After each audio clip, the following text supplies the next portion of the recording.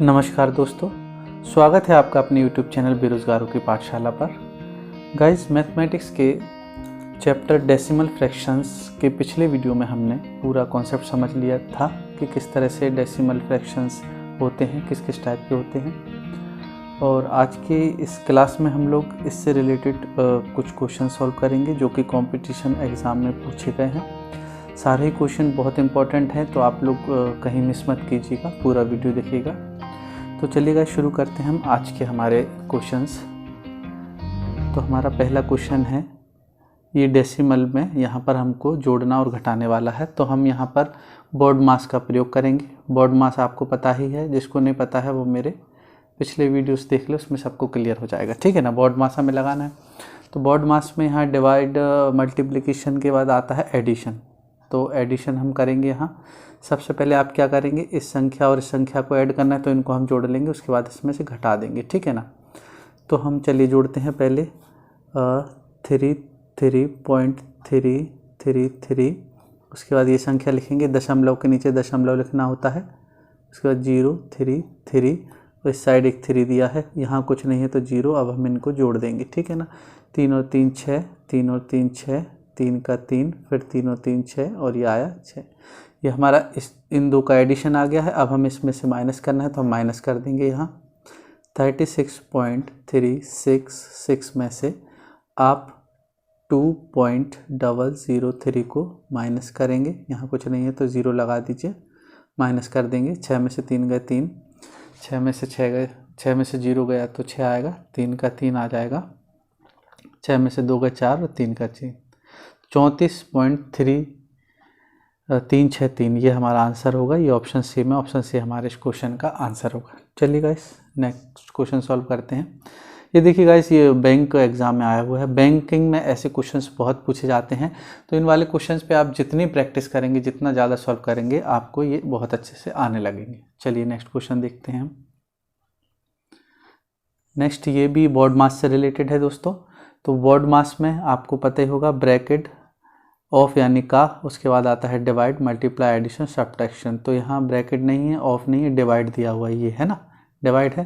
तो हम डिवाइड से सॉल्व करेंगे। कैसे करेंगे, 65.4 डिवाइड करना है तो बटे में 13.08 यहाँ आ जाएगा। उसके बाद गुणा 20 जहाँ था ऐसे लिख देंगे हम। ठीक है, अब हम इसको सॉल्व करेंगे। आपको मैंने बताया था, डेसिमल अगर ऊपर नीचे दोनों संख्या में दिए गए तो हम दोनों के डेसिमल को हटा देते हैं। और जहाँ पर जैसे दशमलव के बाद नीचे ये दो संख्या 1 और 2, ऊपर एक संख्या है तो हम दोनों के दशमलव हटा देंगे। और जहाँ पर संख्या जैसे नीचे 2 है ऊपर 1 है तो 1 की ऊपर कमी है तो 1 0 लगा देंगे। बस अब हमारे ये सिंपल फ्रैक्शन बन गए। अब आप इसको डिवाइड कर लीजिए। 654 से 10 बार में ये गया और 654 से 2 बार में ये गया। ठीक है, अब 2 पंचे होता है 10 और 5 दूनी वहाँ से ये 5 और 20 का गुणा हो जाएगा तो आएगा 100, 100 है ना। 100 हमारे इस क्वेश्चन का आंसर होगा, ऑप्शन है हमारा आंसर। चलिए हम लोग नेक्स्ट सॉल्व कर लेते हैं। नेक्स्ट, ये भी बॉड मास से रिलेटेड है दोस्तों, दशमलव भिन्न वाला क्वेश्चन है। तो बॉड मास में सबसे पहले यहाँ हमें मल्टीप्लाई दिख रहा है तो हम इसका मल्टीप्लाई कर लेंगे। 74 प्लस 12 इंटू 0.75 इंटू 12। दशमलव संख्याओं का कैसे गुणा होता है मैंने बताया। सिंपली आप इसको ऐसे मान के चलिए, यहाँ पर कोई दशमलव नहीं लगा है, पहले सिंपली गुणा कर लेंगे हम। 12 पंचे 60 होता है, यहाँ से लाई 6, फिर 12 सत्ते 84 और 6 होता है 90। ठीक है, अब दशमलव के बाद दो संख्याओं के पहले दशमलव लगा तो यहाँ भी हम दो संख्याओं के पहले लगा देंगे दशमलव, यानी 9 के बाद लगेगा। तो 9 के बाद आगे 0 है तो 0 का कोई मान नहीं होता, तो हम यहाँ सिंपली लिख देंगे इनका जो गुणनफल आया वो आया 9 और माइनस के 6। ठीक है ना, अब क्या करेंगे, अब प्लस प्लस को जोड़ लेंगे। 74 और 9 को जोड़िए, 9 4 होता है 13 यानी 83 है ना। 83 माइनस 6 करेंगे, कितना आएगा, इसको माइनस करेंगे तो 77 आएगा। 77 ऑप्शन डी में, ऑप्शन डी हमारे इस क्वेश्चन का आंसर हो जाएगा। चलिए अब हम नेक्स्ट क्वेश्चन सॉल्व कर लेते हैं। नेक्स्ट, ये भी बॉड मास से रिलेटेड क्वेश्चन है दोस्तों। तो इसमें आप लोग क्या करेंगे, सबसे पहले बॉड मास का नियम है कि हमें ब्रैकेट के अंदर का सॉल्व करना है, तो हम सबसे पहले अंदर का सॉल्व करेंगे। ठीक है, अब 35 की पावर 3, 35 की पावर क्यूब है तो हम इसको ऐसे लिख सकते हैं 35 गुणा 35 3 बार लिख देंगे हम, ठीक है ना। अब उसके भागे में 70 है, भागे में हमने यहाँ 70 लिख दिया है ना। उसके गुणा में 12 जहाँ था हमने गुणा 12 वैसे रख दिया। ये ब्रैकेट हम यहाँ सॉल्व कर लेंगे, ठीक है दोस्तों। अब इसको आप सॉल्व कर लीजिए। 35 दूनी होता है 70 और 2 6 12, ये गया 6 बार में, ठीक है। तो अब हम यहाँ ये ब्रैकेट हमारा सॉल्व होकर यहाँ हमने ये सॉल्व किया, यहाँ लिख लेंगे क्या आया 35 × 35 × 6 बचा। अब ये बटे में 25 है तो बटे में 25 हम यहाँ लिख देंगे, ठीक है ना। बटे में 25 हमने यहाँ लिख दिया नीचे। बराबर में हमें दिया हुआ है 58.8 है ना, और गुणे में क्वेश्चन मार्क है, उसकी जगह हम x मान लेंगे। x y z j जो भी मानना हो आप कुछ भी मान लीजिए, ठीक है।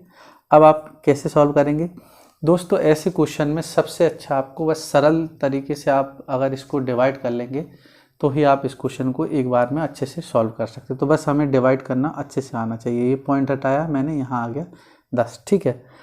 अब आप देखिए 7 से 35 गए, 7 पना 35, 7 से हमको काट देंगे, 7 8 56, 7 चौक 28, ठीक है। फिर 7 से इसको काट दी, 7 पना 35 और 7 एकम 7, 7 दूनी 14, ठीक है, कट गया।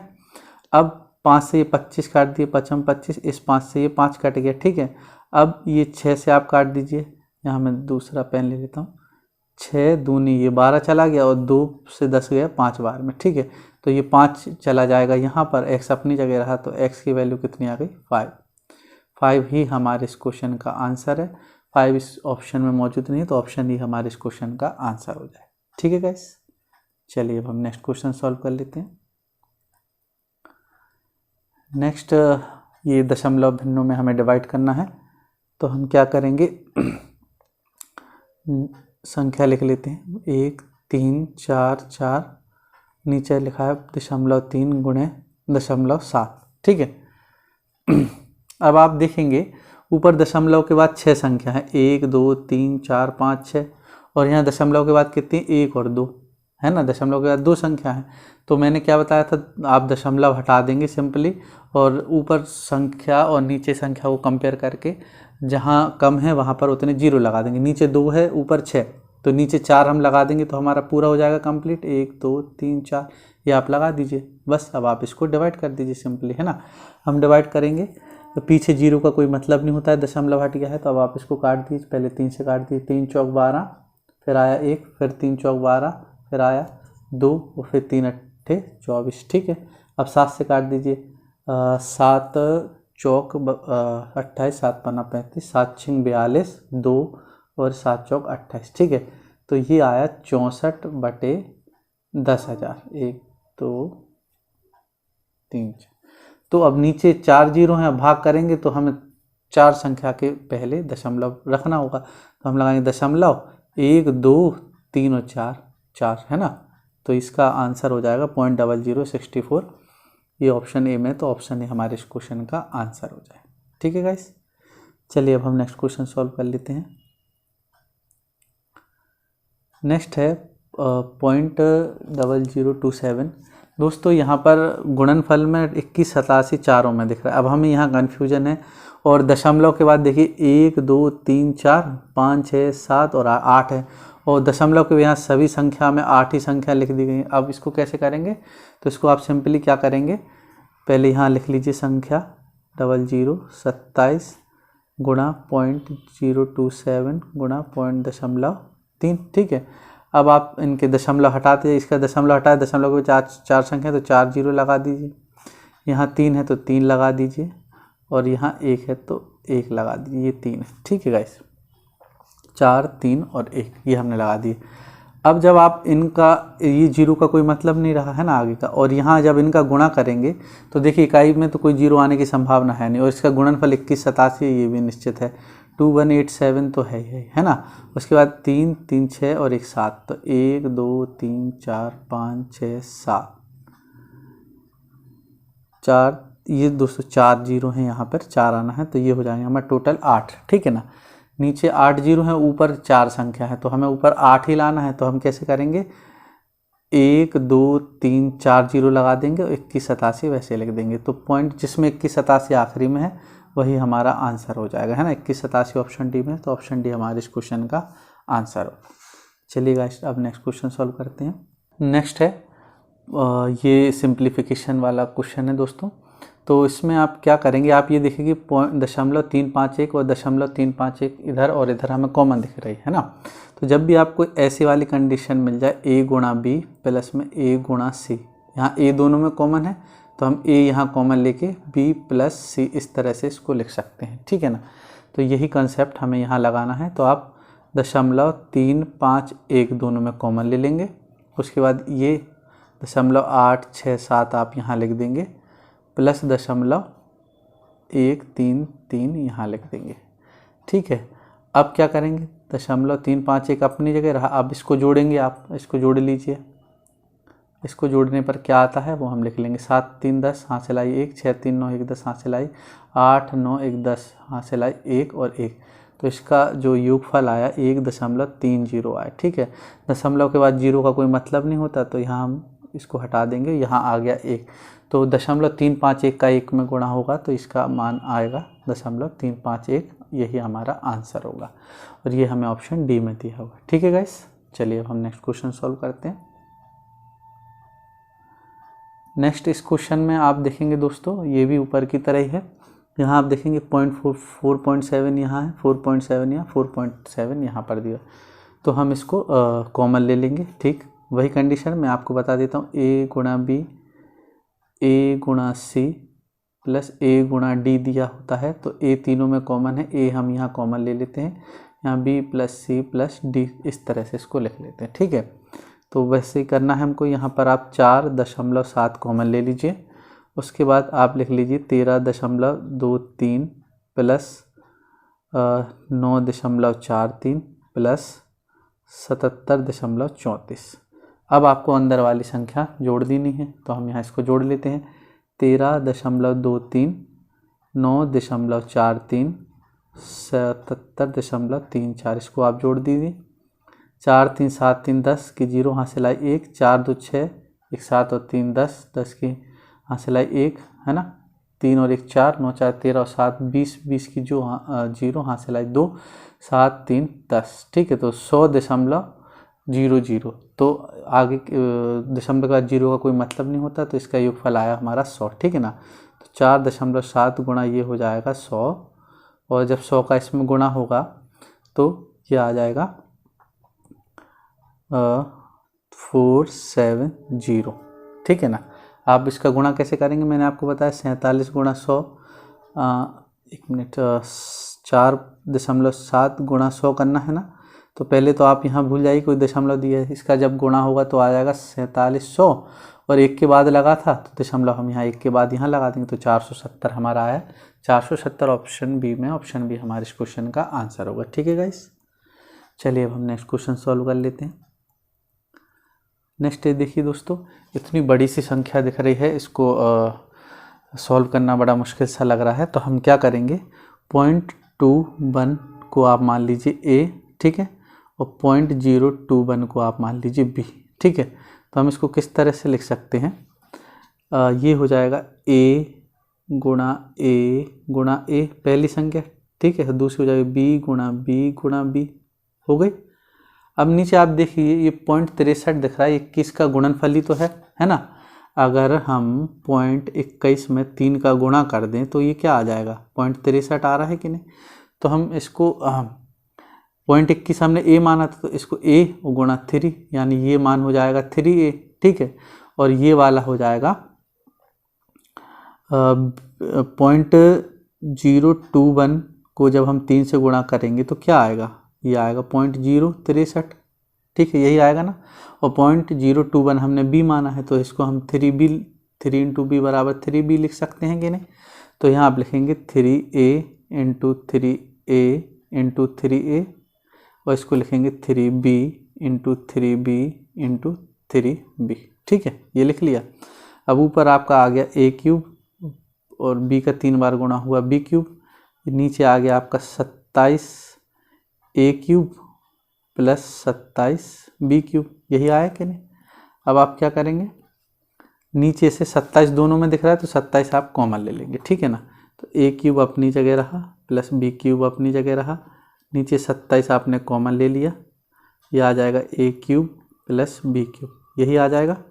अब आप क्या करेंगे, आप सिंपली ये देखिए A cube plus B cube और ये cube plus B cube cut जाएगा, तो ये बचा 1/27, 1/27 बचा। यही हमारे इस क्वेश्चन का आंसर है। ये ऑप्शन सी में, ऑप्शन सी हमारे इस क्वेश्चन का आंसर होगा। ठीक है गाइस, चलिए हम नेक्स्ट क्वेश्चन सॉल्व करते हैं। नेक्स्ट ये देखिए दोस्तों, ये दिया है 0.06 ऊपर स्क्वायर, फिर 0.47, फिर 0.079 और नीचे भी आप कुछ देखें तो कुछ सिमिलैरिटी सी हमें दिख रही है कि दशमलव के बाद ऊपर 0.6 है, नीचे 0.06 है, पर ये कटने की कुछ संभावना दिख रही है। तो हमें यही संभावना डिवाइड करने की तलाश करनी होती है ताकि हम इसको काट सकें और सिंपली हमारा आंसर आ जाए। ठीक है, तो यहाँ पर आप एक चीज़ समझिए, मैं आपको एक चीज़ समझा रहा हूँ। जैसे 0.006 है, ठीक है। अब यहाँ से अगर हम दशमलव हटाएंगे तो नीचे कितनी संख्या आ जाएंगी, दशमलव के बाद 3 संख्या है तो 3 जीरो आ जाएंगे, ये लिखते हैं हम, ये आपको पता ही होगा। अब अगर आप इसको 10 से दोनों को एक बार भाग दें, ठीक है, ये जीरो का कोई मतलब नहीं रहा। ठीक है, अब 10 से अगर आप दोनों को भाग दें तो 1 जीरो ये कट जाएगा और ऊपर आ जाएगा 0.6/100 आ जाएगा कि नहीं। ठीक है, फिर आप एक बार इसको 10 से भाग देंगे तो क्या आ जाएगा, 0.06 और नीचे हो जाएगा 10। ठीक है, तो बस सिंपली बस आपको ये मान निकालना था जो कि हम इसकी जगह रख सकते हैं।